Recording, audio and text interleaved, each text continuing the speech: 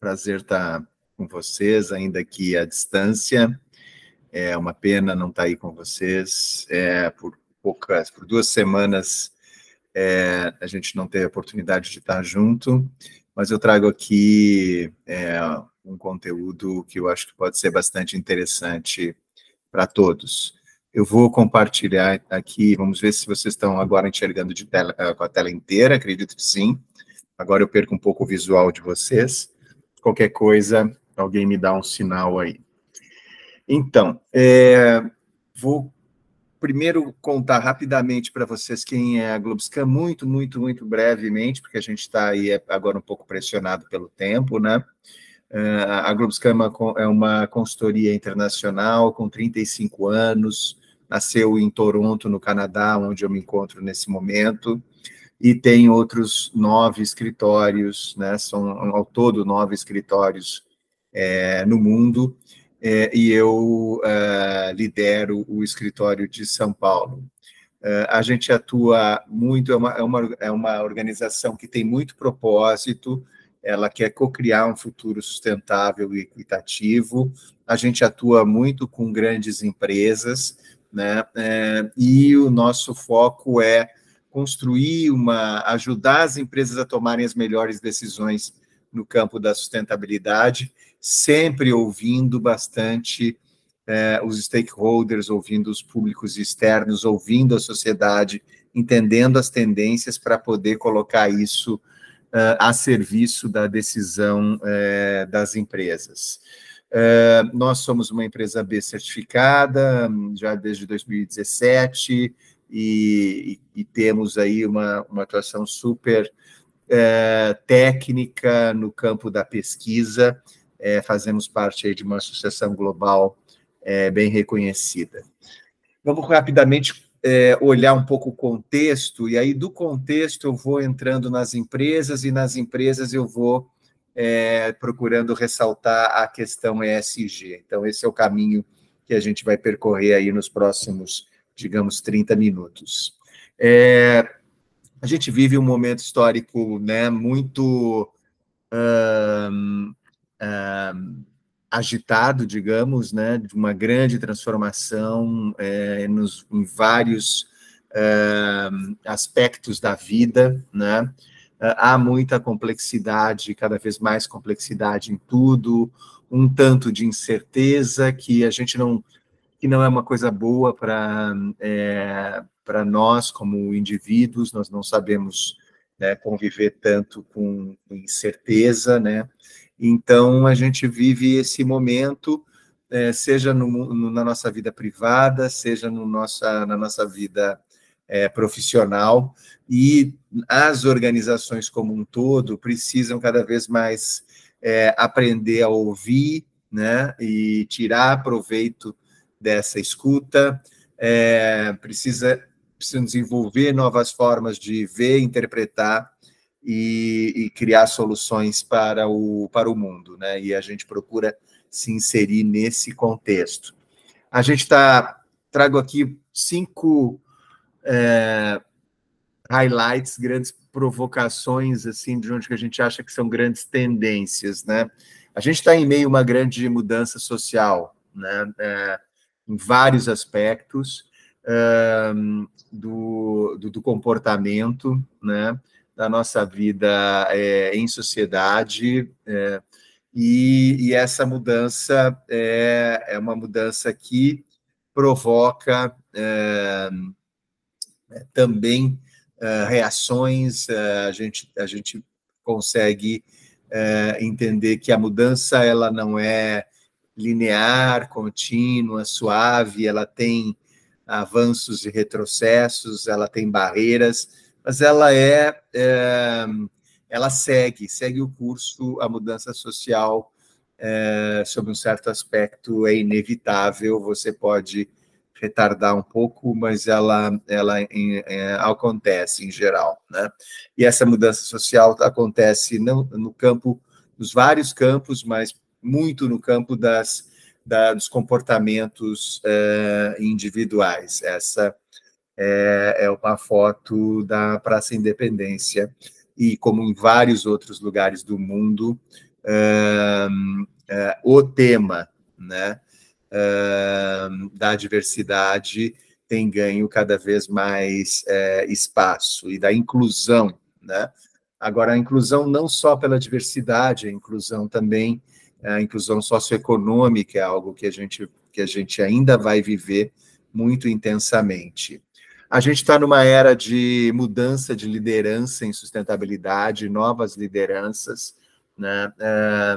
As lideranças em sustentabilidade foram sempre muito construídas no norte, né? Eu digo Europa e América do Norte, e a gente começa a perceber, né, que outras lideranças surgem e ganham espaço, e isso vai cada vez mais se acentuar, né?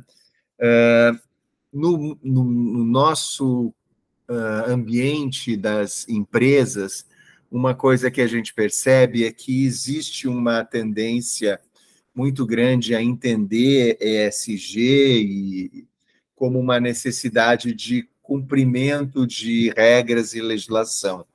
Isso é uma parte importante, e, na verdade, uma motivação muito forte dentro do mundo ESG, mas não é só isso. Na verdade, a gente percebe uma necessidade de equilibrar inovação e compliance, inovação e atendimento às regras. Em geral, as regras, os regulamentos, de um modo geral, estão defasados em relação à prática. A prática vem antes e a regulação vem depois. Quando você está num campo de onde você só quer atingir a regulação, só quer cumprir o que determina a lei, em geral, você está um passo atrás das tendências da sociedade, né? E você dificilmente será um líder dessa maneira, né? Precisa cumprir, mas ir além desse cumprimento, né? Um outro aspecto importante é que existe uma agenda da natureza que está ganhando cada vez mais força. É curioso, né? A sustentabilidade, ela nasceu linkada e entendida como sustentabilidade em relação ao meio ambiente, e, na verdade, ela é mais do que isso. Ela tem aspectos econômicos, sociais e de governança que precisam ser levados em consideração, mas por conta das múltiplas crises climáticas, por conta do crescimento da atividade industrial e do impacto do homem, né, no planeta, né, do ser humano no planeta, o que a gente percebe é que cada vez mais essa agenda de temas relacionados à natureza ganha força e mais capacidade de mobilizar. E isso é algo que se deve aproveitar justamente e trabalhar nesta direção. No entanto, a gente está chegando perto de um ponto, né, onde muito provavelmente haverá um grande acerto de contas, né? E esse grande acerto de contas vai provocar muito desconforto, muita dor, muito prejuízo, né? Essa é uma imagem da ilha de Maui, no Havaí, né? Então, esses acertos de contas, eles estão se tornando mais visíveis. A questão dos incêndios impossíveis de serem controlados é uma constante, já teve na Europa. Aqui, onde eu estou, no Canadá, a gente já teve semanas onde havia um fog e há um incêndio, há vários focos de incêndio, né, e no Canadá que permanecem a ameaçar, né, comunidades, deslocando pessoas de lugar e afetando tanto a natureza quanto as pessoas também. Esse acerto de contas ele não vai se restringir à questão ambiental, o homem faz parte, né, o ser humano faz parte do ambiente e sem dúvida, grandes questões sociais também farão parte desse acerto de contas. Eu passo já rapidamente para Então, entendendo esse contexto, eu vou entrar um pouco no que as nossas pesquisas têm mostrado.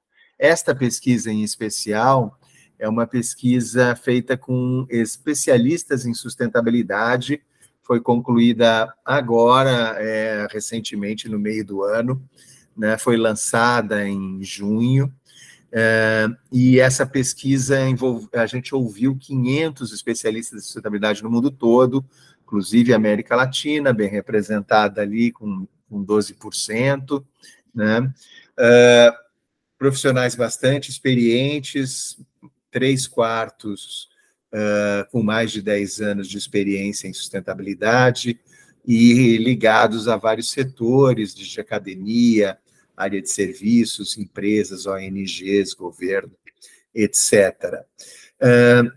O grande ponto de partida é justamente entender quais são as grandes urgências, né, na agenda de sustentabilidade percebida por esses especialistas. A principal são as mudanças climáticas, né? E isso já não é de hoje, não chega a ser uma novidade, mas é uma confirmação de que permanece sendo algo crítico, né? As mudanças climáticas. Logo em seguida vem a perda de biodiversidade, a escassez de água, o desmatamento. Isso mostra essa combinação de fatores ambientais, mostra aquela questão que a gente colocou sobre a agenda da natureza se tornando cada vez mais forte, né? E se tornando cada vez mais engajadora, né, em todos os aspectos, né? Depois vem, logo em seguida, o primeiro tema que a gente poderia dizer que é um tema fortemente social, a pobreza, a segurança alimentar, né? Desigualdade econômica depois, e por aí vai. Alguns temas estão, de alguma maneira, perdendo uma certa força, como poluição do ar, como corrupção, mas continuam sendo temas importantes. A agenda da sustentabilidade é uma agenda ampla. O que a gente está tratando aqui é da urgência, né? Da priorização, de uma certa maneira, desses temas. Quando a gente olha o que realmente foi, nos últimos 12 meses, de novo que aconteceu, o que eles apontam muito fortemente é o aumento da legislação, sobretudo na Europa. Então, essa legislação está crescendo, ela começa, né, digamos, pelos países europeus, né, com maior preocupação, né, e atenção aos temas de ESG, e pouco a pouco vai sendo replicada nas diversas geografias.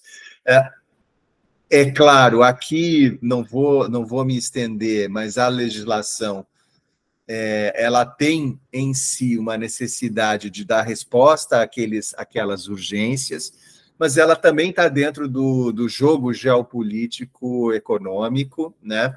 E não por acaso a gente está vendo nessa semana o movimento dos BRICS se fortalecendo, né? Como uma forma de criar e de evitar que essas legislações também se transformem em barreiras econômicas que beneficiem determinados mercados em relação a outros. É um jogo delicado, não significa que quem combate essas barreiras está jogando contra a agenda de sustentabilidade, mas é que a agenda de sustentabilidade é, como a gente viu lá no início, algo complexo que precisa atender a muitos interesses.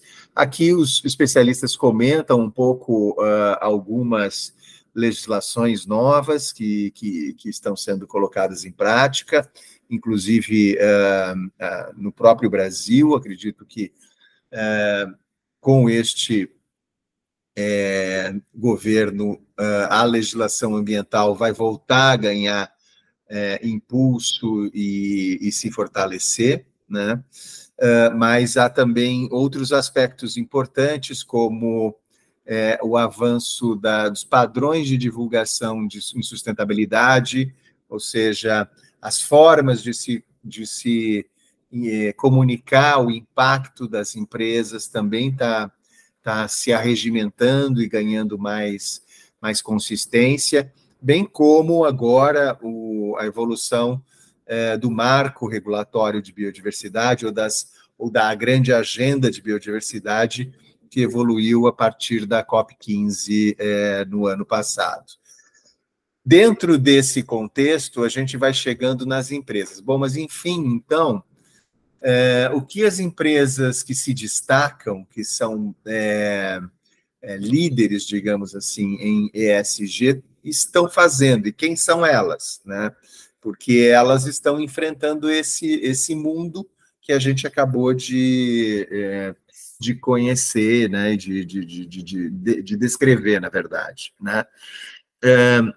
Aqui são as empresas que os especialistas consideram que melhor estão trabalhando na questão de sustentabilidade, são, portanto, as líderes. Então, esse aqui é o crivo dos especialistas, né? E a gente vê uma empresa que não é tão conhecida no Brasil, que é uma empresa americana, chama-se Patagônia, é uma empresa de roupas, sobretudo, principalmente roupas, mas roupas e outros acessórios para a vida, para a prática outdoor, para a prática, né, no meio ambiente e tal. Tem coisas de escalada, tem coisas de surf, mas, e isso é uma linha, né, de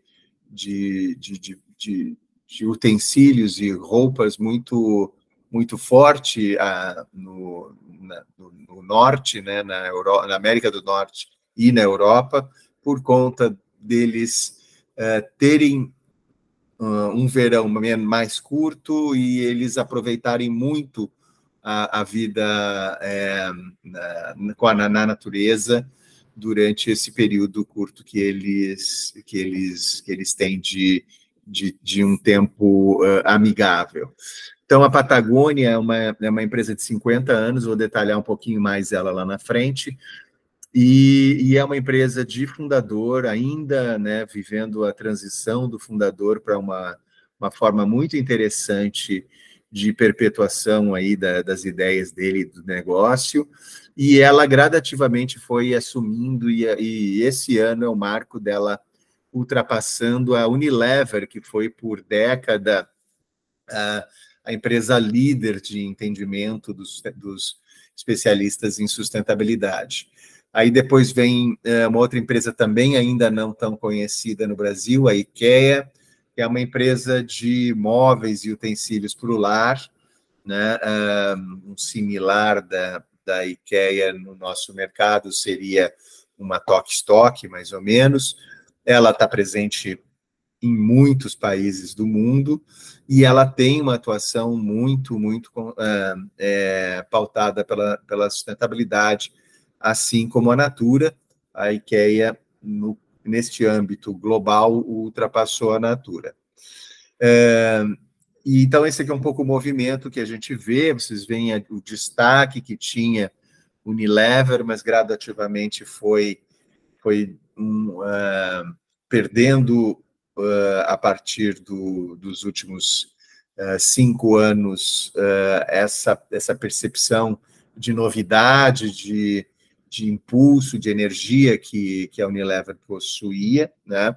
ainda é uma empresa de muita atuação e muito destaque em sustentabilidade, segundo os especialistas, mas a Patagônia tem uma consistência, tem um caminhar consistente e desta vez ultrapassou. Aí você vê também ali uma mudança de posição entre Natura e IKEA, muito provavelmente porque a Natura teve que olhar um pouco mais para dentro, resolver um pouco mais suas questões em função das grandes aquisições que fez, sobretudo a Avon, né? É uma incorporação importante e que exigiu da Natura um olhar mais para dentro para organizar a casa. Depois a gente tem uma série de outras empresas. Quando a gente olha para a América Latina, a gente vê a Natura com uma posição extremamente destacada. Qualquer pesquisa que a gente faça, que a gente pergunta, você conhece espontaneamente uma empresa ligada à sustentabilidade ou que seja sustentável, o nome da Natura aparece fortemente e essa é uma conexão que a Natura construiu ao longo de 45 anos, então, e é uma conexão muito sólida. Só um golinho d'água aqui. Depois vem a Suzano, uma empresa florestal que está desenvolvendo um trabalho muito, muito sério, muito importante, né, na direção de não ser apenas uma empresa que produz celulose, mas que produz vários produtos relacionados à viabilização da bioeconomia. A bioeconomia é a economia que procura fazer com que se trabalhe mais com os renováveis, né? Uma economia que é descarbonizada, uma economia que de alguma maneira permite uma reciclagem que não tá presa à petroquímica, mas sim está mais ligada aos elementos da natureza e como fazer com que esses elementos possam, de fato, esses componentes e tudo mais, possam ser utilizados, reutilizados e tenham, de novo, um destino e um ciclo que contribua com a natureza, né? E, inclusive, manutenção, né, de florestas e tudo mais. Então, encontrar formas de desenvolver economicamente a floresta sem precisar derrubar a floresta é, de fato, um grande objetivo de algumas empresas preocupadas com sustentabilidade. Depois a gente vê Boticário, vê Klabin, Itaú, aí ali a partir de Itaú a gente tem uma grande pulverização, aí a gente já vê uma dispersão muito grande de percepção. Eu diria ali, esse grupo de cima aí é de fato o grupo que hoje os especialistas enxergam melhor com práticas de sustentabilidade. Aí a gente vai tentar entender por quê, né? O que faz com que os especialistas destaquem essas empresas. E aí o grande ponto é a integração com a estratégia do negócio, né? A capacidade de integrar sustentabilidade ao próprio negócio é um grande aspecto relevante. E o outro aspecto ascendente, altamente ascendente, marco desse tempo atual, é evidenciar impacto e ações, ou seja, demonstrar que está caminhando na direção, né? Há alguns anos, as empresas maiores, elas tiveram a oportunidade de estabelecer compromissos, de dizer, eu sei qual é o problema e eu me comprometo a ser parte da solução dessa maneira, né? Isso foi e deu um certo crédito e tempo para as empresas, eu diria, na década passada e até o início desta década.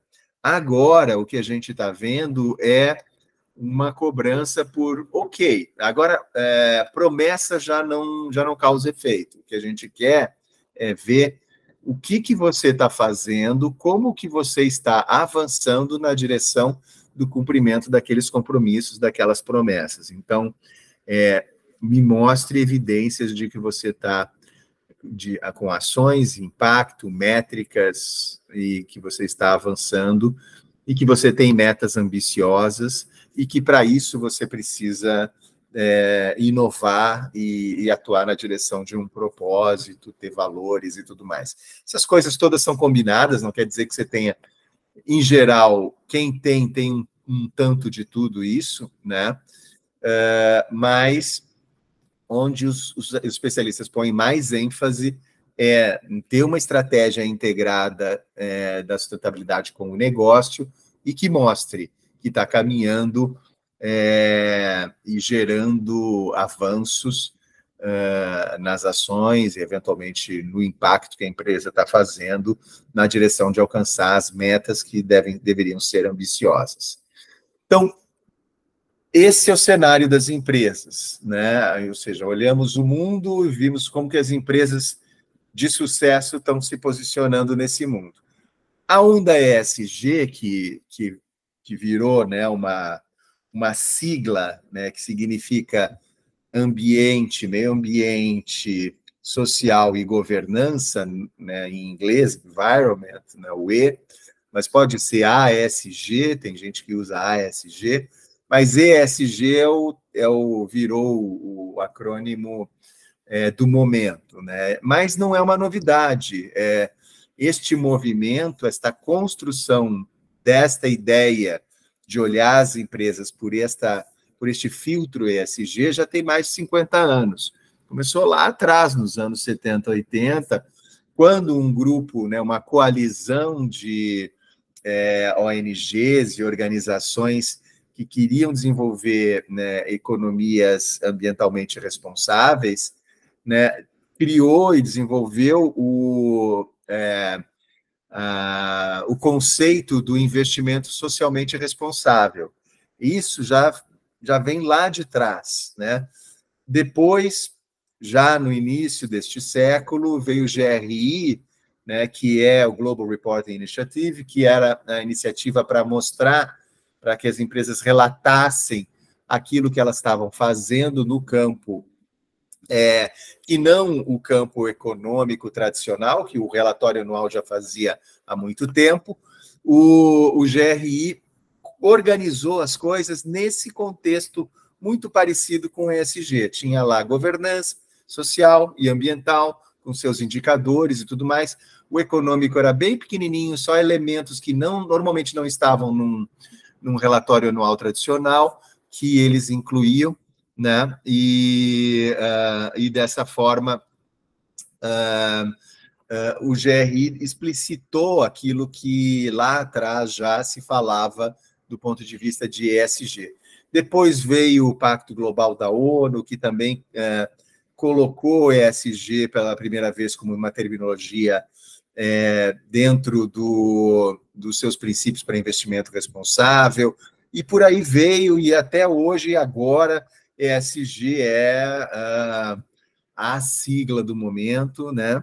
E, de fato, ela consegue aglutinar e chamar muita atenção, está em todas as mídias, não? E também, mas o grande ponto do ESG é que ela é um olhar hoje muito ligado ao mercado financeiro. É como o mercado financeiro, como o capital faz um crivo sobre a atuação das empresas. Isso ajuda o capital, né, a decidir onde investir, onde emprestar dinheiro, onde atuar, né, observando padrões que estão sendo construídos, ambientais, sociais e de governança. Então, ESG tem sido utilizado como igual à sustentabilidade. A meu ver, não é exatamente igual à sustentabilidade. Sustentabilidade tem um olhar muito mais de futuro, ESG tem um olhar muito mais de atuação presente. No entanto, ele realmente pode ajudar a nos fazer entender o que é necessário para qualquer empresa mirar do ponto de vista do ambiental, do social e de governança, para ser uma empresa que no tempo, isso não acontece no instalar de dedos, que no tempo consiga ter bons padrões e ser. Então, na minha opinião, é um olhar que ajuda startups, ajuda empresas pequenas, ajuda toda e qualquer empresa. É claro que as práticas dos melhores nos ajudam a entender e a dimensionar, né? Ó, para lá que eu tenho que ir. Eu vou começar aqui, longe, pequenininho e tal, mas é para lá que eu tenho que chegar, né?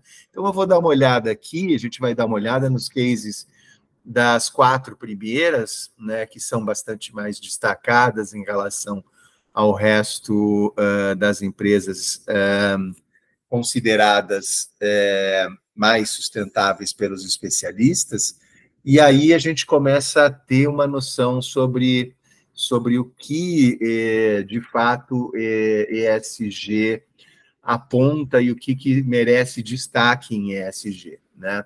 Patagônia, que é essa empresa que não é muito conhecida no Brasil.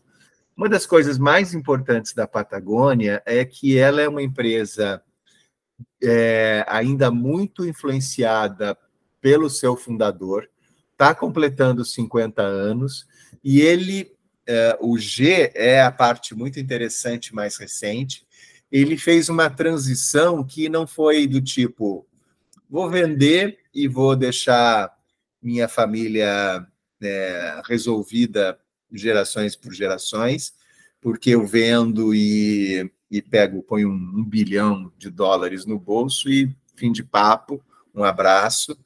Ele não quis fazer isso porque ele entende que isso gera um risco da empresa nunca mais ser a mesma. Outros donos, outra situação, outros investidores, a empresa toma outro rumo, que não esse rumo que ele entende, que é o rumo que ele construiu em 50 anos, que é o rumo muito voltado às questões ambientais, a uma responsabilidade na produção, a uma produção que é circular, que olha a qualidade, a destinação de todas as matérias-primas. Tem coisas muito interessantes dentro do case da Patagônia, eu sugiro que vocês conheçam mais. Então, ele não quis vender para um terceiro e ele também não quis abrir na bolsa, botar ações e tal, e ficar com uma parte e vender, botar no bolso, né, a venda e o valor de uma outra parte, porque, de novo, o mercado de capitais, quando pulveriza ou quando vai para a mão de grandes outros investidores, você perde um tanto de controle daquilo que você está fazendo. Então, o que ele fez? Ele criou uma espécie de uma trust, uma espécie de uma holding, onde ele destinou parte do controle para 2 ONGs, uma com um perfil mais social, outra com um perfil mais ambiental. A família tem lá uma participação, e é esse grupo que é responsável por dar sequência e continuidade ao propósito do fundador. Ou seja, ele criou uma terceira alternativa, que não foi abrir capital, não foi vender, né? E que o propósito disso é dar sequência ao impacto e ao que eles vêm construindo. Eles são muito impressionantes em como eles definem a missão deles, né? Eles estão nos negócios para salvar o planeta. Eles ficaram muito famosos a partir de 2011, quando eles publicaram um anúncio no New York Times durante a Black Friday, dizendo: não compre essa jaqueta, a não ser que você precise muito, né? Um anúncio voltado para consumo consciente, que, na verdade, gerou justamente um movimento inverso, houve uma grande interesse pela companhia e seus produtos e tudo mais. E eles têm essa posição muito clara. Eles destinam desde 85, 1% da receita de vendas, é ali, é o bruto, é o que entrou, né? Para a proteção ambiental. Isso é algo que nenhuma outra empresa faz desta maneira, né? E eles constroem uma legião de pessoas que gostam, né, de consumidores amantes da marca, né, e que estão ligados ao meio ambiente, e, portanto, Patagônia tem histórias muito interessantes de reuso, de revenda dos próprios produtos, de conserto. Eles têm uma divisão só para consertar seus próprios produtos, fazer eles durarem mais. A questão do consumo consciente está muito intenso neles, além de onde vêm as matérias-primas. A Unilever é outra coisa, empresa aberta, né, uma empresa que está no mercado e tudo mais, mas que, ao longo da década passada, teve um CEO, Paul Pullman, que colocou a Unilever e buscou provar para o mercado que a sustentabilidade era um bom negócio, né? Ele conseguiu, em boa parte, isso, né? Com a sua saída, a empresa sofre um pouco em termos de conseguir continuar provando a sua tese, mas ela tem uma estratégia muito forte que se chama Compass, né, que quer criar, né, uma forma de viver sustentável como um lugar comum para todos e tal. Tem uma série de compromissos muito claros. Cada marca tem um propósito específico e contribui para o todo da corporação, né, para as metas da corporação. E isso é bastante interessante, porque cada propósito de marca combina muito com como ela conversa com o seu público, com o seu consumidor. Por exemplo, os casos de Dove, que trabalha muito a autoestima feminina, isso é bastante conhecido. Eles têm, então, hoje, um forte trabalho em vários aspectos ligados a clima, inclusive suportando aí um fundo climático bilionário. Participam de discussões importantes em cadeias importantes do óleo de palma, que muitas vezes é visto como uma produção não sustentável, sobretudo na Ásia. Faz o advocacy de questões importantes. Esse ambiente de mudança de comportamento que a gente viu lá na frente, ligado aí por exemplo, a não estereotipagem dos corpos. Isso é uma bandeira importante na Unilever, e as estratégias comerciais estão muito bem coordenadas na estratégia principal, que é o Compass, além de uma série de outras ações. Mais um copinho d'água aqui. IKEA, que eu comentei com vocês, que também não está no Brasil ainda, mas é uma empresa que trabalha muito a circularidade dos materiais, né? Então, essa é uma questão muito forte na origem. A sustentabilidade passa muito por essa questão de entender que o jeito que a gente produzia, que extrai, produz o produto, usa e joga fora, vira resíduo no meio ambiente, esse modelo linear não funciona.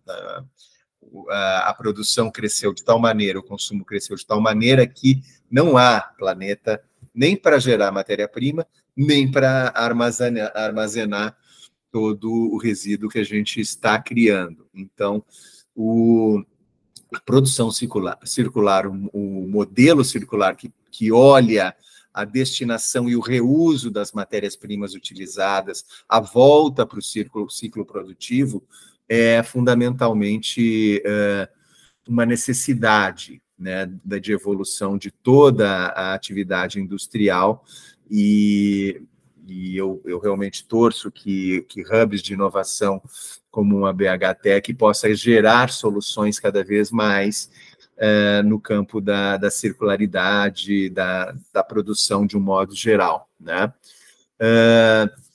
Eles utilizam o negócio, sobretudo na Europa, para tornar os produtos mais acessíveis. Eles não têm preços premium, sobretudo nos países desenvolvidos, eles têm um preço mais de médio para baixo, né, e mantendo uma qualidade, uma sustentabilidade. Eles apostam no social, nessa acessibilidade, né, e eles têm uma governança que procura cobrir bastante toda a cadeia de valor. Isso é importante também.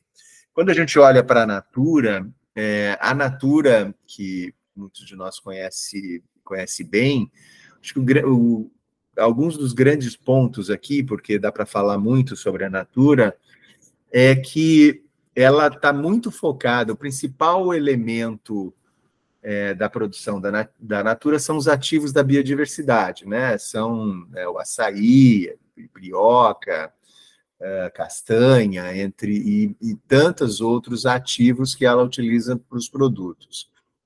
Esses ativos, de uma certa maneira, eles ajudam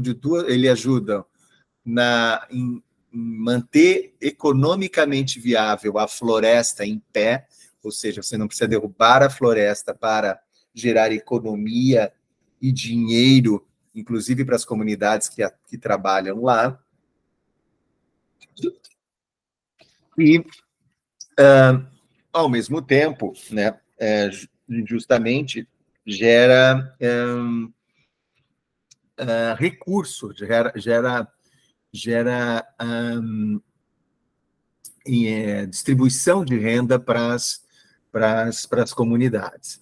O grande ponto interessante da Natura é justamente que o impacto ambiental e o impacto social, porque ela trabalha com venda direta e com comunidades produtoras, o modelo de negócios da Natura gera resultado para tanto econômico, ambiental quanto social. Então, está tudo dentro do modelo de negócios. E eles têm metas ambiciosas. No dia 5 de setembro vão relançar suas metas e compromissos, então vão atualizar suas metas e compromissos, e tem uma série de atuações interessantes, né, nos mais diversos campos do produto e também do engajamento de consumidores e tudo mais, que nós acompanhamos cotidianamente ou rotineiramente na televisão e nas mídias. Então, a Natura ela é bastante destacada em relação a isso. Mas não é só grande empresa, ou empresa que já não foi startup, ou que foi startup há 40 anos, que faz coisas interessantes. Eu trago 2 exemplos para a gente finalizar aqui. Um é uma empresa argentino-americana, chamada Guajaqui, na verdade, e que faz erva mate. Produtos de erva mate. Já faz o chá mate em caixinha ou em lata e tudo mais. Mas eles estão muito focados num movimento que é talvez o movimento do futuro, onde a Natura também está bastante, que é a regeneração. Ou seja, o negócio ele trabalha para a regeneração, né? Regeneração pode ser social e pode ser do meio ambiente. E, no caso, a erva mate é bastante propícia em relação a isso, porque é uma erva, né?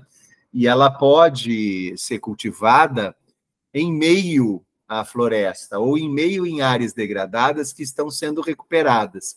Então, a utilização, o uso da erva mate como um meio produtivo que também ajuda a regenerar áreas, né, naturais, é uma excelente alternativa e algo que a Guajaqui faz, né? Ao mesmo tempo, ela viabiliza isso em parceria com produtores, inclusive de comunidades indígenas, né, no Paraguai, Argentina e Brasil. Na verdade, eles produzem aqui, levam para os Estados Unidos, e na Califórnia eles fazem, né, o processamento e tudo mais e distribuem, sobretudo nesses mercados, né, Califórnia, no Canadá, na Europa e Estados Unidos, os produtos deles estão mais presentes. Mas o modelo de negócios é pautado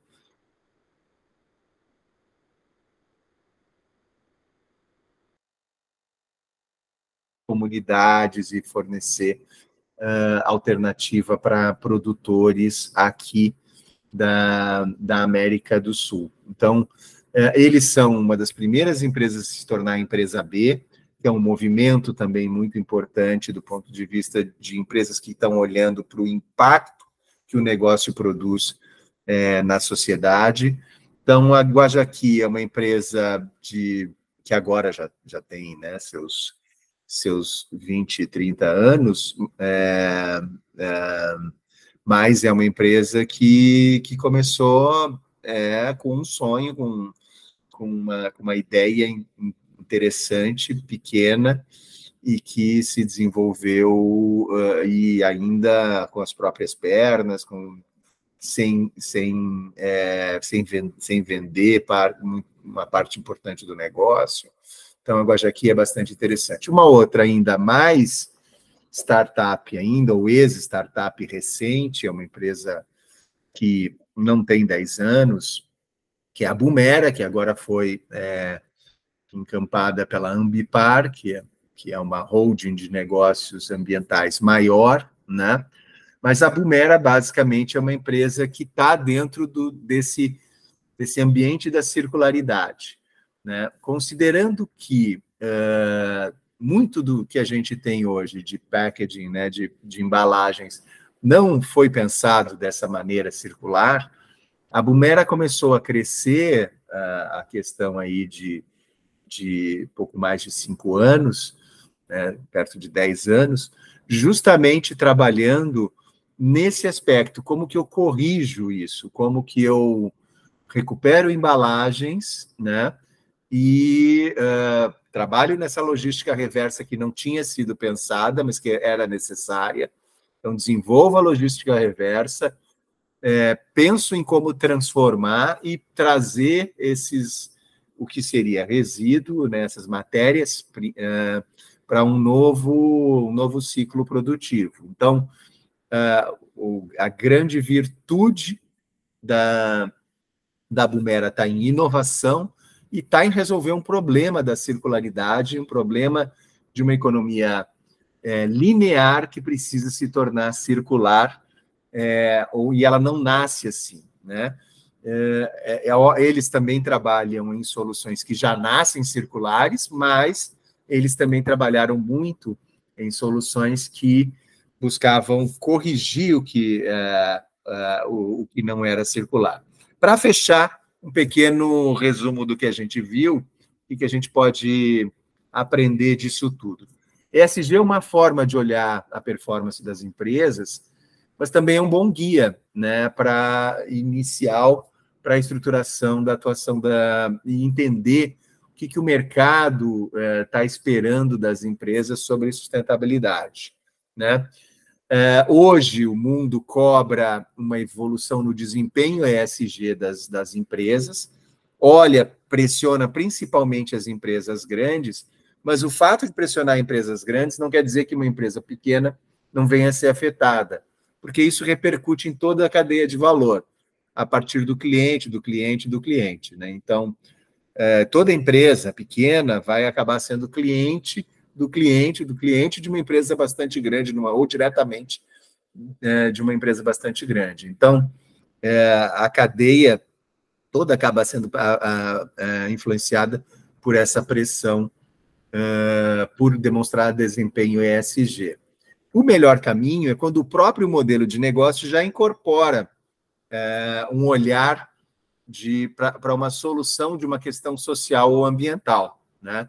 E não faltam problemas sociais e ambientais, como vocês viram naquela lista lá dos especialistas. Então, startups, inovação, sustentabilidade só vai se realizar com inovação, porque, do contrário, se a gente fizer o que a gente faz já recorrentemente, a gente não vai chegar numa condição mais sustentável. A gente simplesmente vai agravar os problemas que já existem, né? E, por fim, o custo de adoção da sustentabilidade, de uma adoção tardia, de esperar para ver o que vai acontecer, de esperar para adotar só aquilo que a lei manda, é sempre maior, né? E, em geral, faz com que você tenha que correr mais atrás e viabilizar seu próprio negócio, se você esperar um pouco para fazer. O ideal é fazer ao mesmo tempo que o negócio vai se desenvolvendo, né?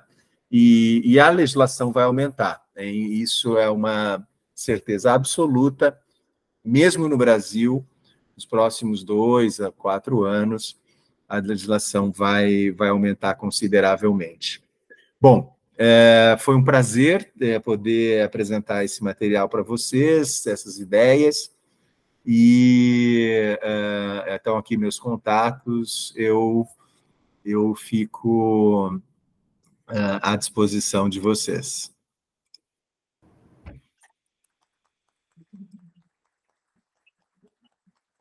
Ei, Álvaro, obrigada. Muito. Microfone? Espera aí que eu vou pegar o microfone. Como é que liga? Power. Gente.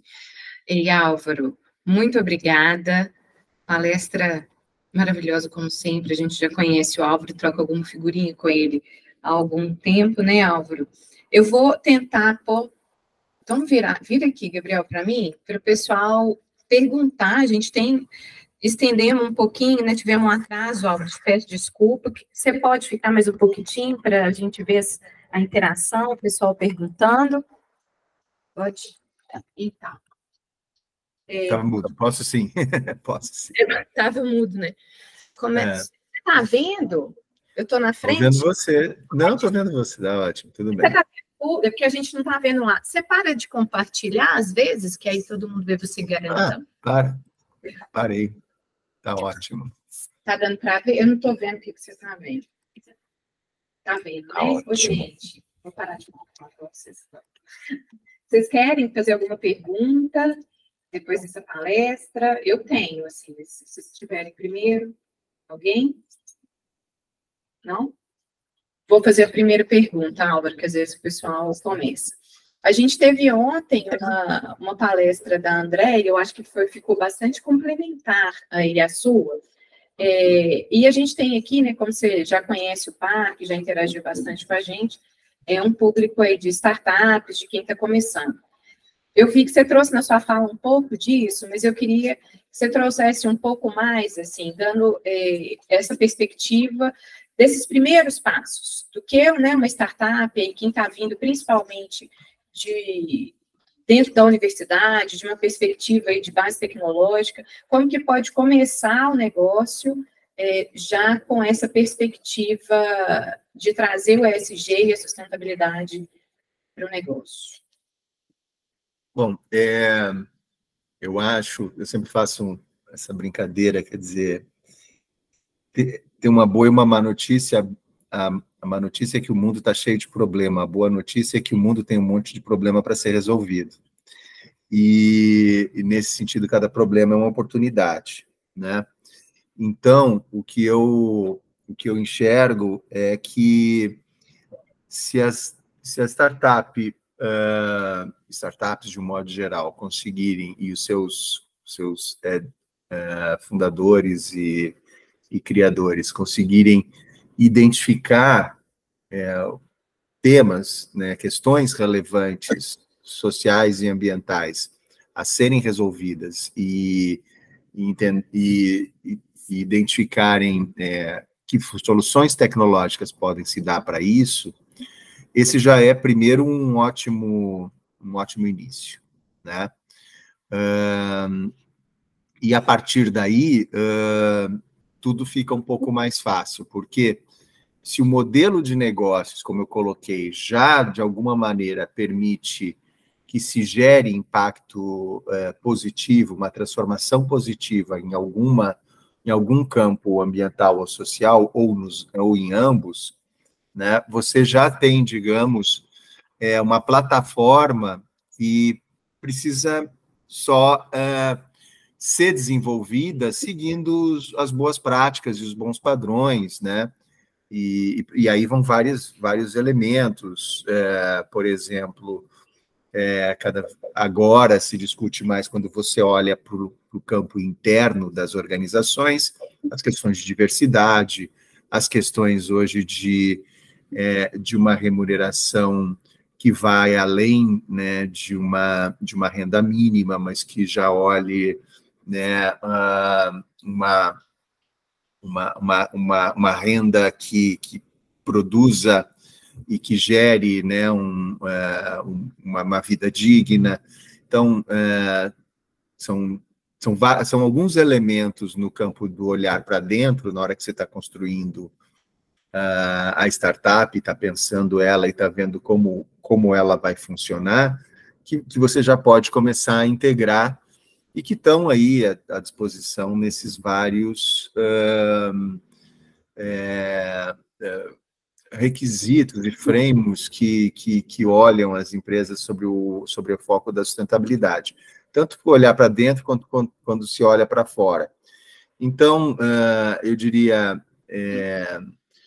eu acho que para as startups que vão ter mais sucesso, e eu vi, por exemplo, esta Boomera, por exemplo, eu vi ela crescer na minha frente, assim, eu ao longo de 7 anos, entre 2013 e 2019, eu fiz um evento, eu fui curador de um evento chamado Sustainable Brands, e a Boomera foi uma das primeiras empresas B, em 2015, que eu chamei para participar e contar seu case e tal, porque circularidade era uma coisa muito nova em 2015, né? E estava nascendo, assim, eram 4 caras, né, numa salinha, né, e decolou, né, e foi embora. Então, eu vejo muito, usando até esse exemplo, né, de como é possível você encontrar que você tem capacidades para ser a solução de um problema e, a partir daí, criar um grande negócio.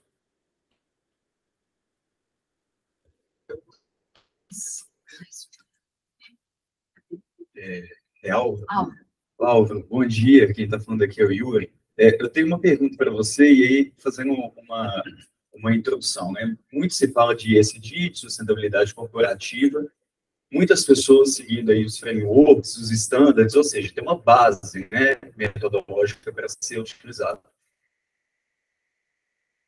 Para esses standards e esses frameworks estão base na universidade, que é a professora, é quem gera, né, essas metodologias, através, inclusive, das pesquisas. E pensando em consultorias como a que você trabalha, Deloitte, a Hermes, enfim, grandes consultorias, tirando aqui de cena as grandes empresas, como que você vê, por exemplo, que essas consultorias podem ajudar a impulsionar e fomentar a pesquisa dentro das universidades, uma vez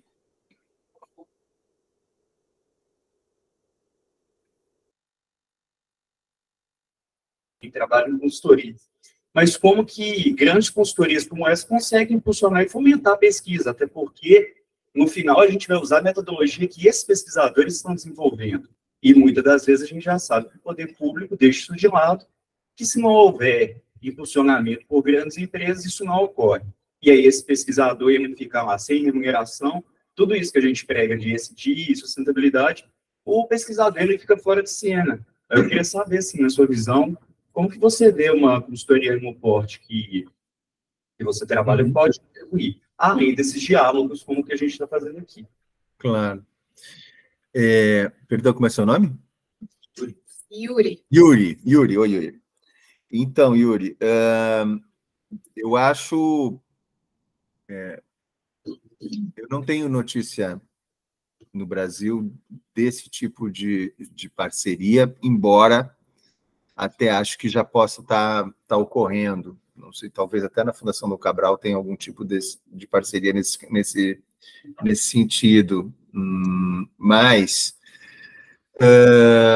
por exemplo, o que eu vejo há hoje, e isso é bem recente, uma grande corrida dessas, porque a minha consultoria, na que eu trabalho, ela não é tão grande quanto essas outras que a gente conhece, né? Accenture, PwC. A minha ela é mais nichada e especializada, então ela é meio que uma boutique no meio desses grandes shopping centers, né? Mas uma coisa boa que está acontecendo e que vem aí dos últimos 2, 3 anos é que essas Big Four, ou mais agora, né, grandes consultorias, estão competindo e investindo em ESG. Querem ganhar conhecimento, capacidade, começam a publicar estudos e tudo mais. E isso gera, né, além de uma competição entre elas, gera uma possibilidade de geração maior de conhecimento e de investimento, né? E eu acredito que é bastante factível e possível se fazer convênios interessantes com essas organizações para que elas fomentem a pesquisa em sustentabilidade em organizações da academia que realmente determinados centros de estudo, determinados hubs e tudo mais que possam promover, né, essa troca de pesquisa, né, com a disseminação, né, no mundo das empresas, né, no mundo corporativo também. Então, eu vejo que existe uma oportunidade, eu não sei se ela está devidamente explorada ainda, acredito que não, né, porque eu acho que elas estão muito preocupadas nesse momento em adquirir conhecimento do jeito que elas estão acostumadas a adquirir, que é comprando consultorias menores, né? Mas eu acho que, sem dúvida, é um caminho muito bom para a pesquisa e bom para fortalecer o repertório e o conhecimento, o ESG, dessas consultorias que têm grande alcance. Mais uma, gente.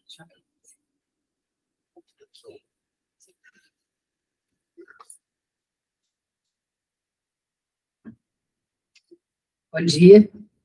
Bom dia. Meu nome é Luciana. Eu vou fazer uma pergunta assim, de interesse pessoal, mas certamente que serve para alguma pessoa. Eu fiquei um tempinho fora do mercado, estou buscando uma nova oportunidade, e a minha experiência é mais focada na área social. E eu queria te perguntar, no campo social, né, quais seriam, assim, instituições, ONGs, ou temas relevantes e tendências para que eu possa me atualizar e que sirva de exemplo também para que eu possa retornar ao mercado.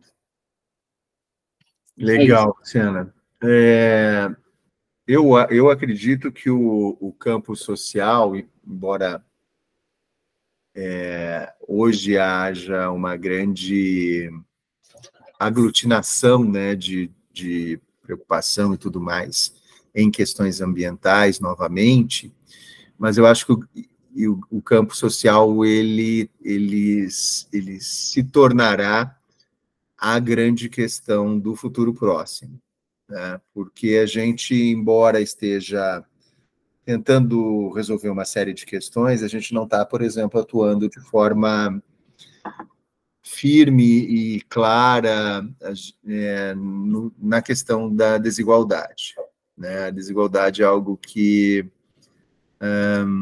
as lideranças têm um certo medo, porque você tem que falar de questões sistêmicas, de questões que provocam desigualdade e que hoje você tem que discutir questões aí mais de fundo com o mercado, né? Então as pessoas deixam essa questão um pouquinho de lado, assim. Vamos tratar aqui de crise climática, que é bem prático e que todo mundo está vendo. Eu acho que as questões sociais elas vão bater na nossa porta, né, cedo ou tarde, e a gente vai ter que resolver isso.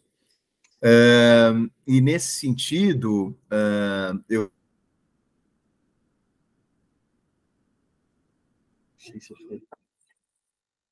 já no campo de você